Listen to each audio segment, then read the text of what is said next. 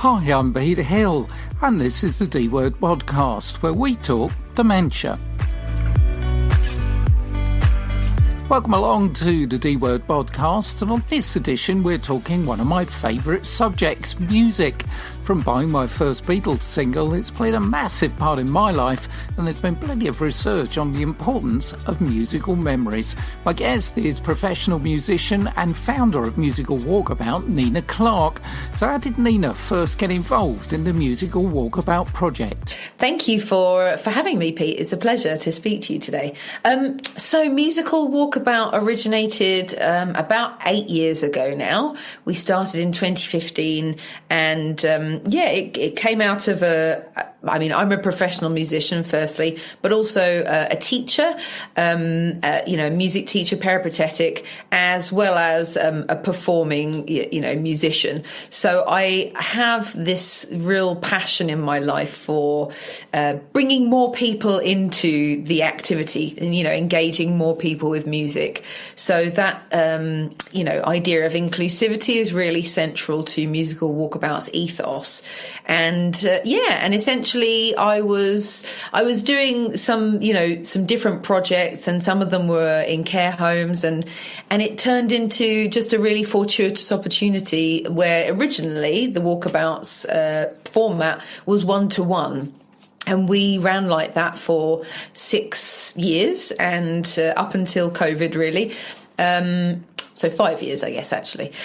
And that was really the foundation of our business, was this sense of making a connection with someone using music. So a lot of our participants are people living with a dementia, as well as people experiencing social isolation or people in caregiving roles. And it was really something that seemed to bring such a lot of joy so readily.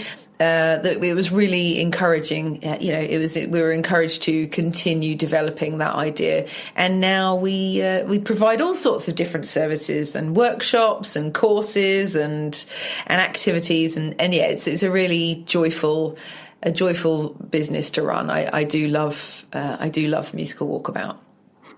Yeah, I think it's great. One small idea.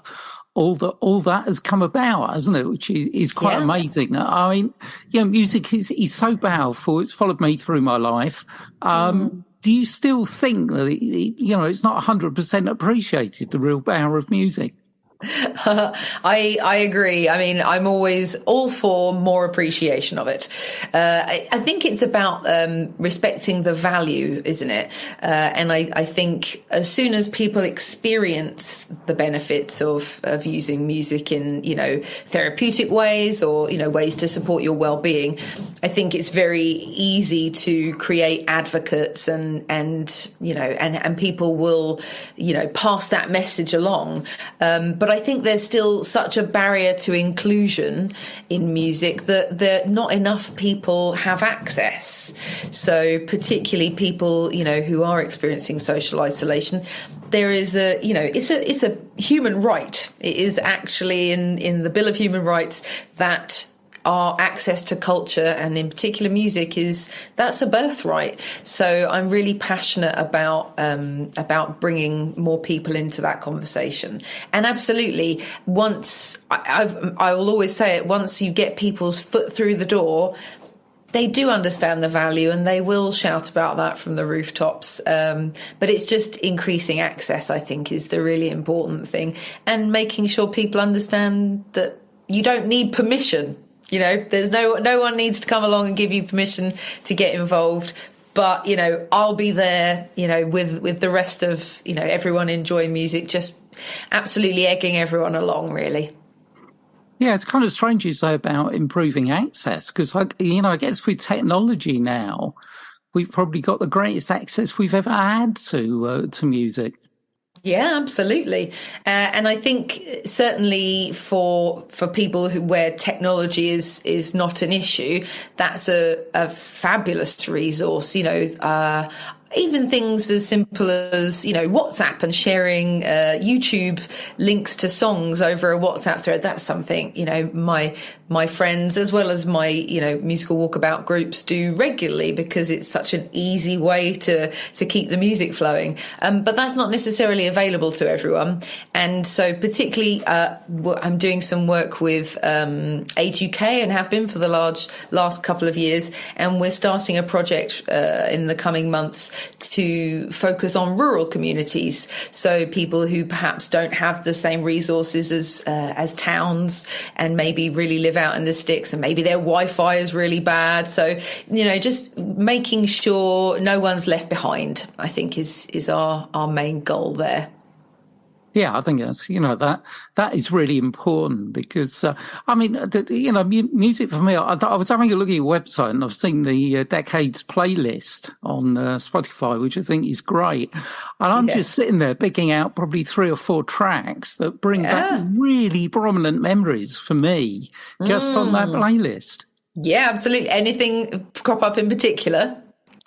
There's such a beautiful roster in there, isn't there? There's some lovely crooners. I'm a big fan of the crooners myself.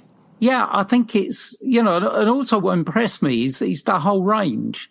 Because I do feel that, particularly in care settings, when I worked for the Alzheimer's Society, they were almost locked into this. If we've got people living with dementia of a certain age, then I want to hear songs from this era.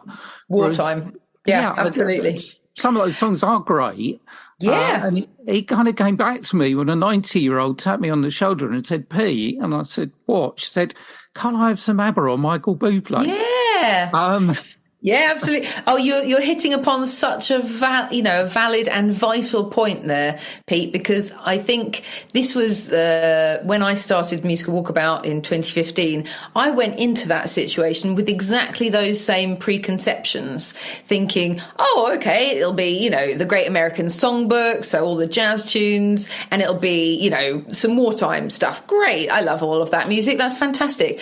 Only to find absolutely those songs are welcomed, but it's massively much more vast than that. So as you would imagine, the myriad of musical genres and eras and, and artists and composers are what people want to hear, because everyone is an individual, and no one is just going to fit into a box. So it just has meant that over the last 8 years, what was already a pretty large repertoire at our disposal has become enormous. And, it's well over, 200 years worth of song. It's absolutely, we try to span centuries with our music, as well as diverse genres, because I've had people want to hear Black Sabbath in a care home.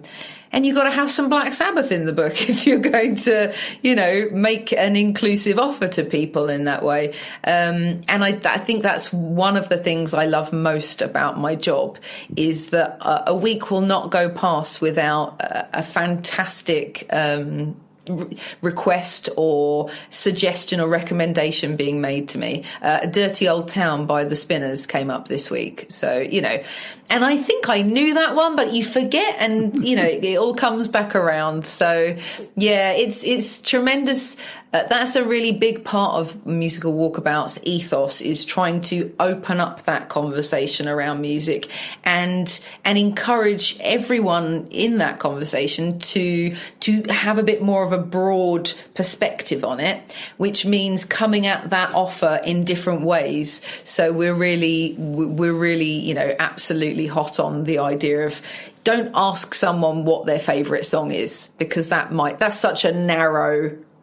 If the person does know what that is, that's a one answer they're going to give you, as opposed to, could you ask them, what style of music they enjoy, or what styles of music they enjoy, and then you've got an ongoing conversation that keeps evolving over time. And that's really what we are aiming to do, is foster connection and and bonds with people, and get to know them through their absolutely diverse musical tastes. There's people I've known for many years that I'm now discovering, oh, you like Steely Dan, or, oh, hang on, it's very easy to feel like you've pegged someone as, you're the country and music, country western lover. but also they love opera. And as well as, I think, really fascinating to me, the capacity for change and evolution in people's tastes, whereby, someone will say at the beginning of, I might have got to know someone over 5 years. At the beginning of that time, they'll really hate classical music, and by the end of it, they're listening to Brahms. And that's not me making them do that. That's just that we are always evolving as individuals. So there's no limit to what we can explore together. UK Health Radio, the station that makes you feel good.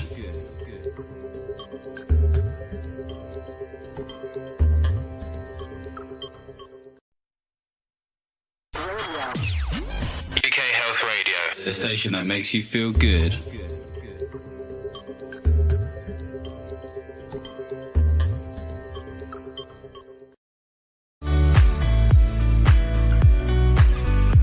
You're in tune with the D-Word podcast, and I'm talking music with my guest Nina Clark from Musical Walkabout. Yeah, and I guess we're evolving through generations as well. Yeah. The 60s we'll look back on now, the 70s, and we're even veering into the 80s with absolutely people that are going to be a care home community.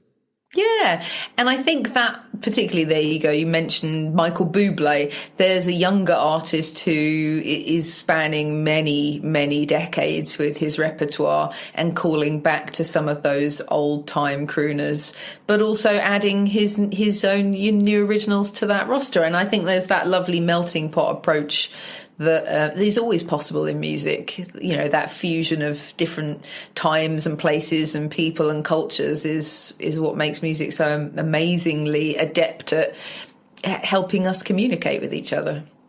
Yeah, I think, you asked me about the playlist. I just see the inclusion of something from Dark Side of the Moon, Pink Floyd. Yeah. And immediately I'm transposed back to my teenage mate's bedroom, and I sit on the corner of his bed listening to a big Revox tape recorder, which had a copy of Dark Side of the Moon on it. Wow.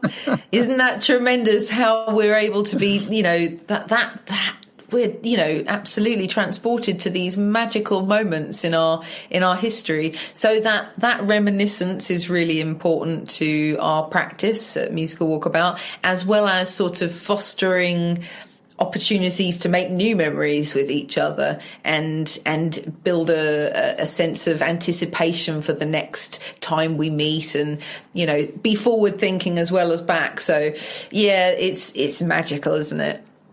Yeah, I think you've got a great quote on your website, which basically says, "Can speak when we cannot find words." And it is so important with people living with dementia that can become a very insular form, and that you can actually, got conversation starter there, haven't you?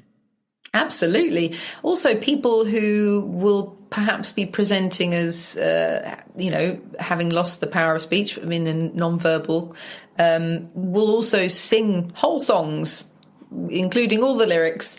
It's just the power music has. It's using different neural pathways and absolutely stimulates cognition. So it's a great conversation starter. It's just good for the brain. It's good for us socially. And I think, I was listening again to your lovely chat with Eric Kolb from Songs and Smiles, and, how he talks about connection and how that is so important within families when dementia has become a part of a family experience, that we don't just stop communicating, that we use whatever tools we have to hand, and music is such a powerful and easily usable tool, I think. Yeah, and I think it's really great when it's intergenerational as well. When, you get grandparents playing something that, their grandsons or granddaughters can say, "Oh, that's nice." Absolutely. I think that that's such a wonderful gift, isn't it, that we can give one another across the generations. And it's a bit of a window into our experiences as human beings and our generations, is to be able to say, well, yeah, this is the stuff we're listening to, and this is what it means to us. And there's always some like through line. There's always some link, and no matter how diverse or different the music might sound, it's usually coming from I think I'm sure there was some mention in like Samuel Pepys's diary where he's just like bitching about the youth of today. He's like, oh, 'twas ever thus. And it's that sort of commonality that I think because music from our youth is so powerfully restored in us, and it's kept in our memories beyond many other things. There's always like that commonality, that similar experience of maybe there's some rebellion or frustration, or the first stirrings of love, so there's always something that you can find in a different generation's music that will resonate with you. Yeah, I can always remember my dad saying the Beatles will never last. And 25 years later, he was listening to them saying, isn't that Paul McCartney great? I only took him 25 years. That's not bad. Absolutely. Tell me about a few projects you've been involved with. Firstly, the Thrive project. Yes, thank you, Pete, for the opportunity to talk about Thrive. So, obviously, COVID has had an impact on everybody's lives and also working lives as well.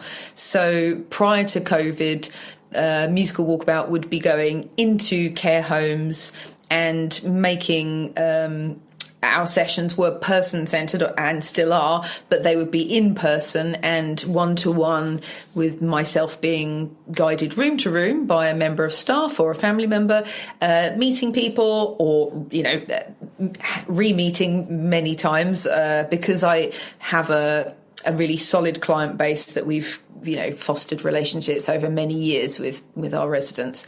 So all of that had to cease when COVID hit. And after an initial sort of total cessation of services, we were given a small amount of money from the Arts Council in 2020 to pilot how it would work over Zoom, which it did. It, worked brilliantly, in fact. And was I think for myself as well as for our participants, something of a lifeline to the outside world.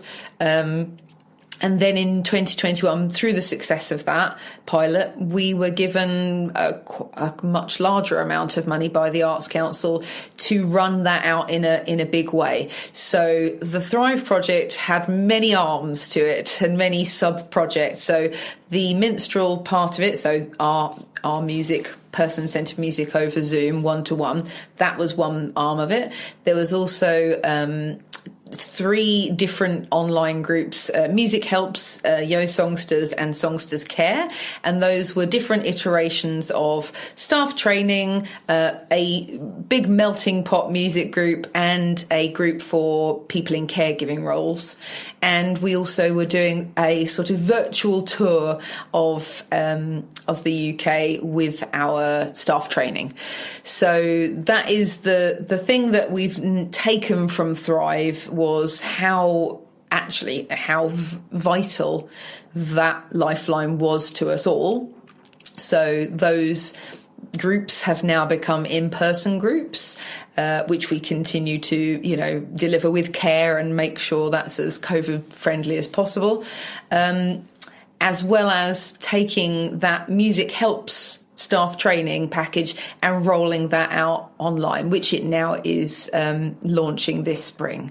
So yeah, it was a huge learning curve, because those were all things that I had done at different times in person and in different formats, but we were doing it all at the same time, and it was also the first time I'd been able to collaborate with so many other professionals in such an intense way. So we had our first member of staff come on board, and we had,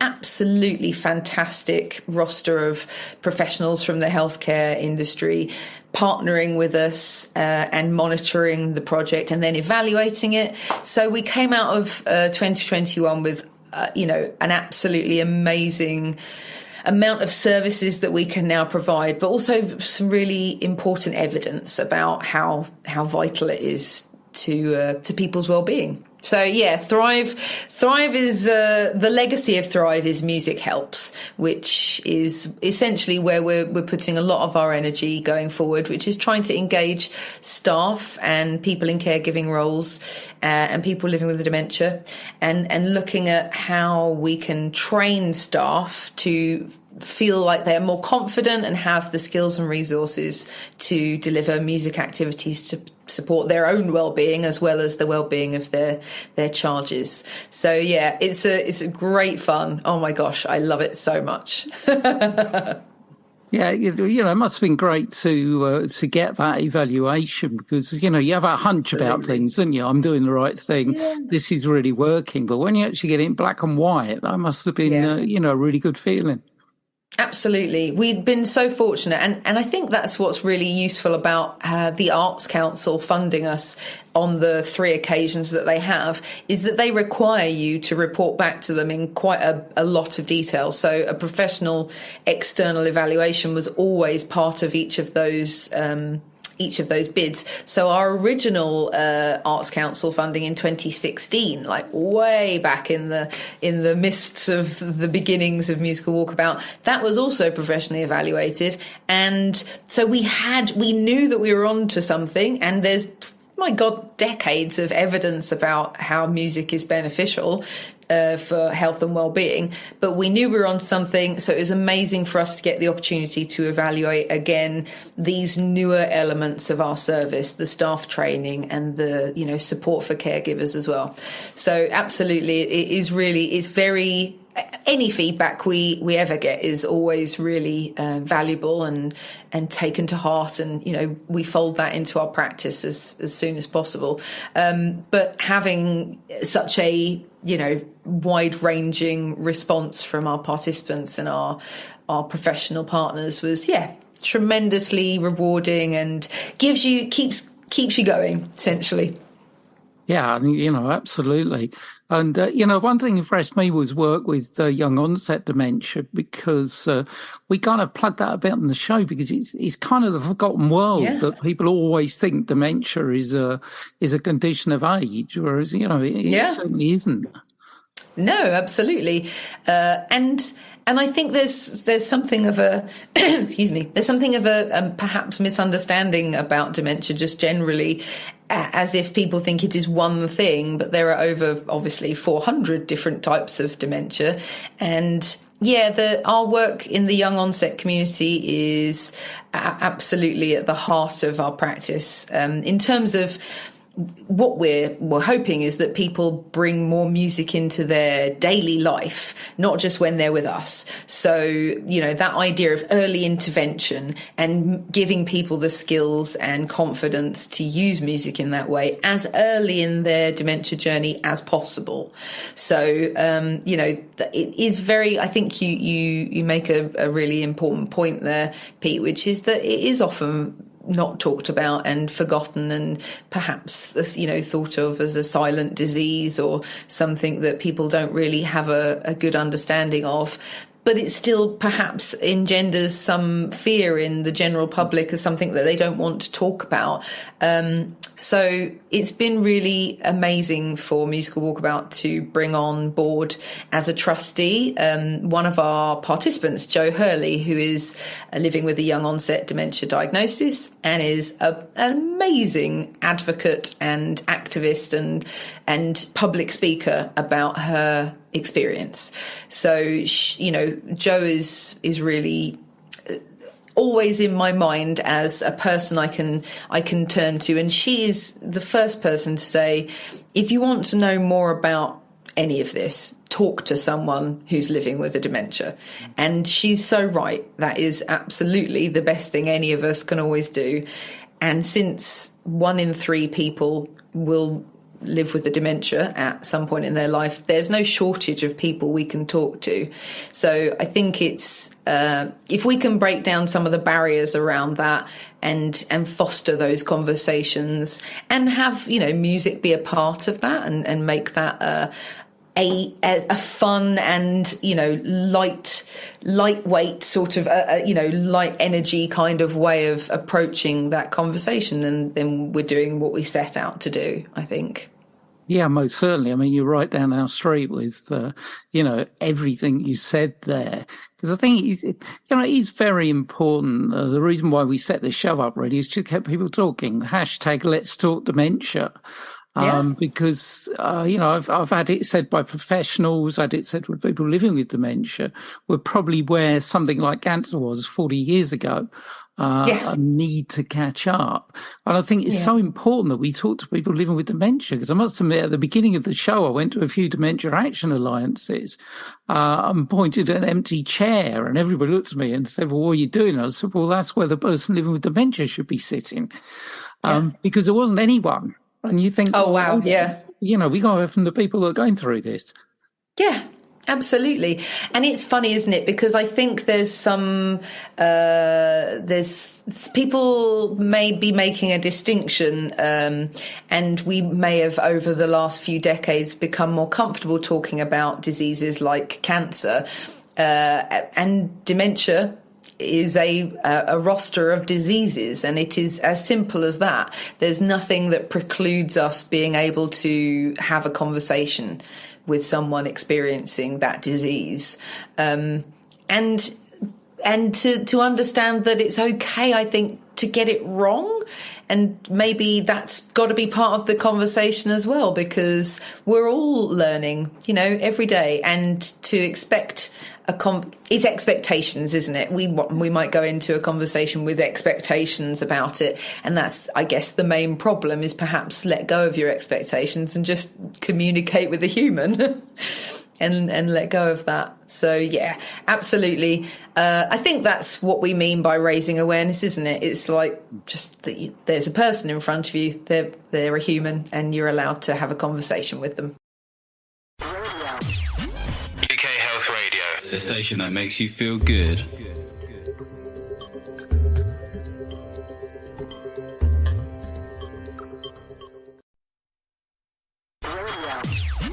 UK Health Radio. The station that makes you feel good.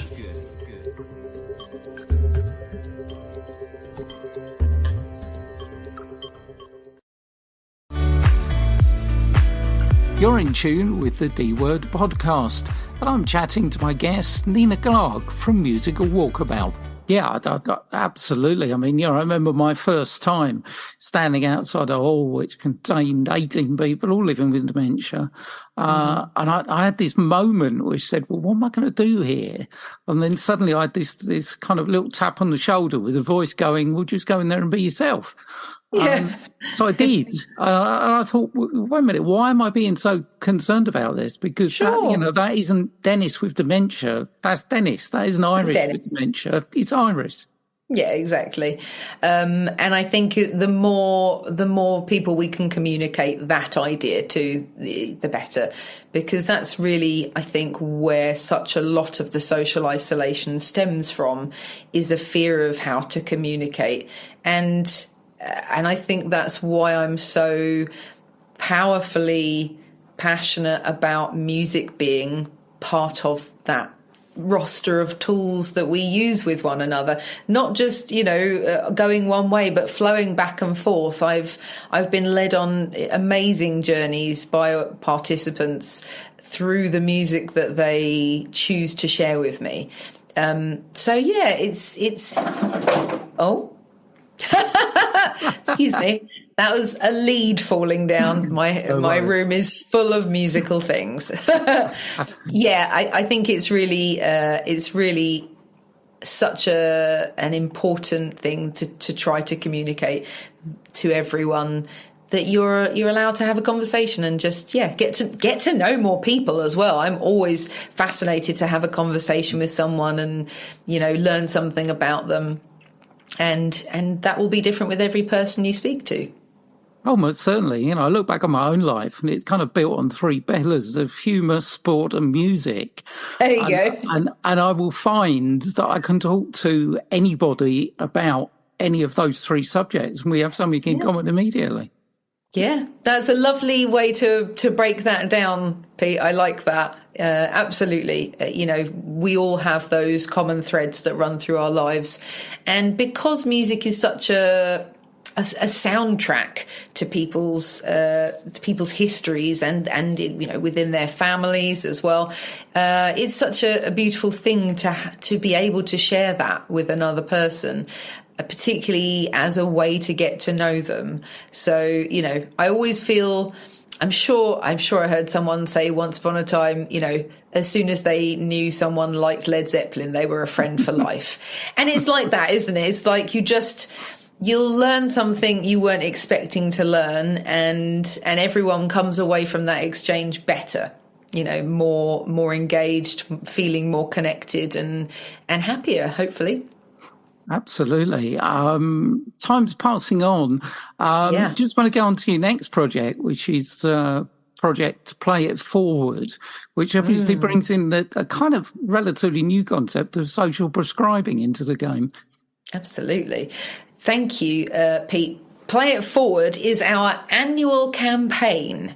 So it's such a passion of mine to I never knew what it was called. I didn't know social prescribing was social prescribing until, 4 or 5 years ago. And as soon as I learnt there was a term for it, I was like, oh, and there are people who do that for a job. Oh my God, that's the key person that's missing from our business model. Because what like we were saying at the beginning of this conversation, access is such a key part of the momentum that we need to gain to get people engaged.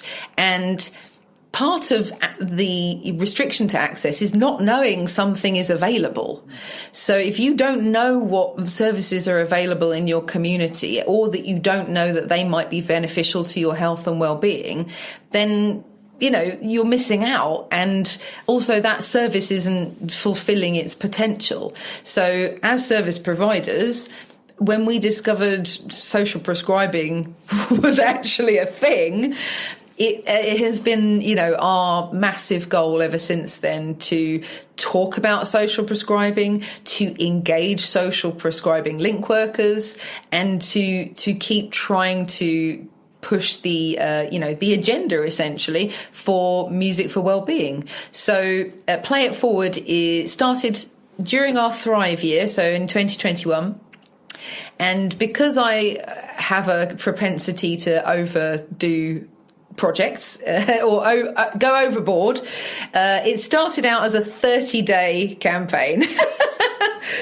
So we did 30 days of Play It Forward in 2021, which was amazing but exhausting. So in 2022, we did 7 days. And in 2023, we're going to have 1 day. But I think that's the idea is I was thinking, oh gosh, I mean, you don't have a Red Nose Week, do you? You have Red Nose Day. So in order to focus our energies and our attention on 1 day, we will be this year having a Play It Forward Day in October during the Alzheimer's Awareness Week. So it's going to be another, roster of fun activities, essentially. But really, it's everything you're saying, Pete. It's let's talk about dementia.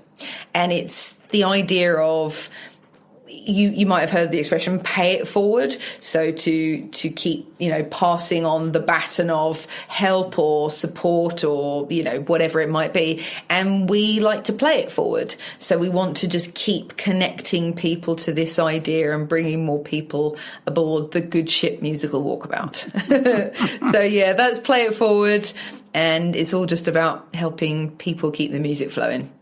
Well, we'll look forward to that in October, and certainly give you a mention here on the show.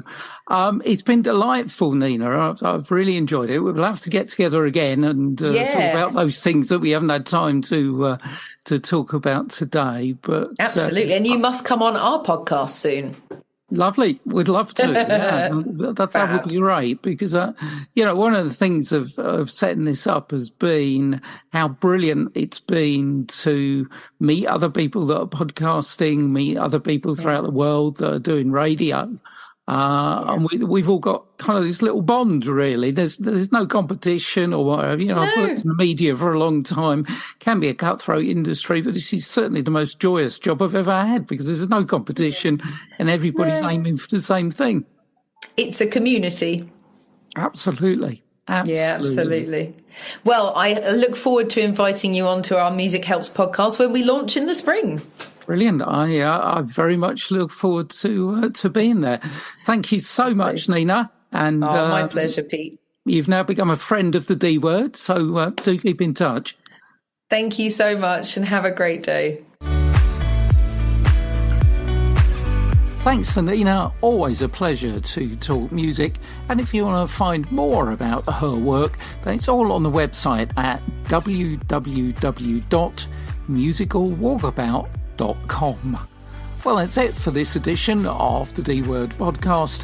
Hope you'll join me again soon for some more dementia talk.